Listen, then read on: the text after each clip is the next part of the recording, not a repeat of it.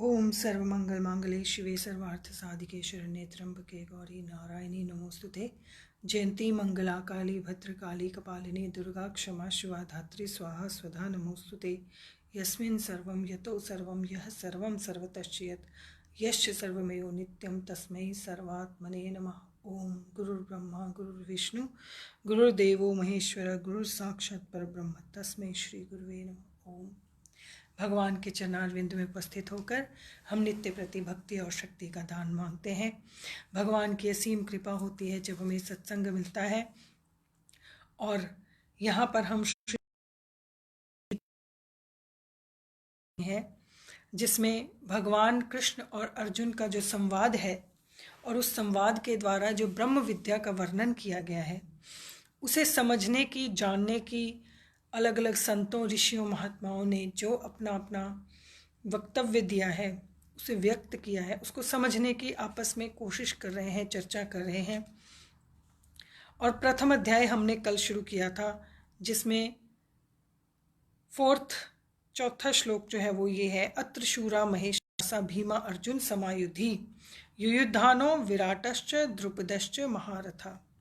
यहाँ पर वेदव्यास जी ने ऐसा किया कि जो मेन योद्धा है, और हर योद्धा की अपनी एक स्टोरी है महाभारत में सब योद्धाओं की कहानियां हैं कि किसका जीवन कब शुरू हुआ, किसने क्या किया, कैसे कैसे उनका जीवन चला। तो सबकी जीवन गाथा महाभारत में वेद। पुरुजित कुंती भोजश्च शैभ्यश्च नरपुंगव।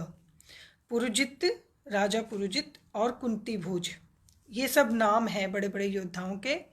शैभ्य भी युधिष्ठिर की एक पत्नी का नाम है देविका, उसके पिता का नाम है शैभ्य, वो शिबी के राजा हैं। नरपुंगवा का अर्थ super human type, those who are very intelligent, very brave. Yudhamanyu विक्रांत उत्तमोजा। युधामन्यु और उत्तमोजा दोनों ब्रदर्स हैं। और विक्रांत वीरवान का अर्थ ब्रेव।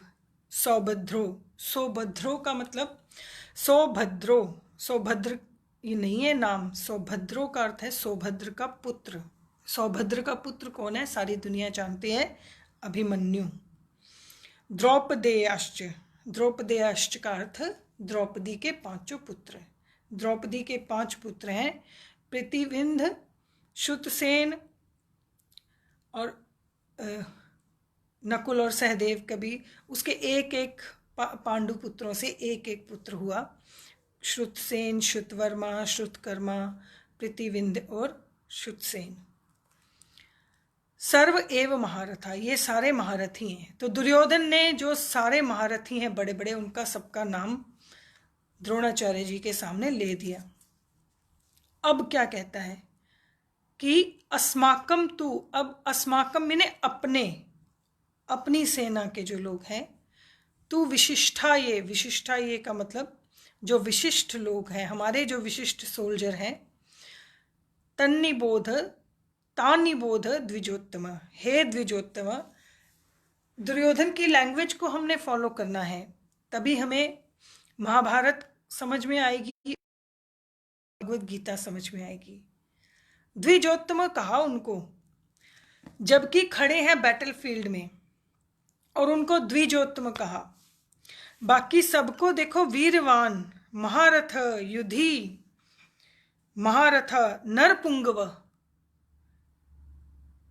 अलग अलग नामों से बुला रहा है, लेकिन उनकी सेना के सभी लोगों को उसने महारथी कहा, वीरवान कहा, और क्या कहा, नरपुंगवा। लेकिन गुरु द्रोणाचार्य जी को उसने क्या कहा, द्विजोत्तमा, और कोई शब्द नहीं प्रयोग किया।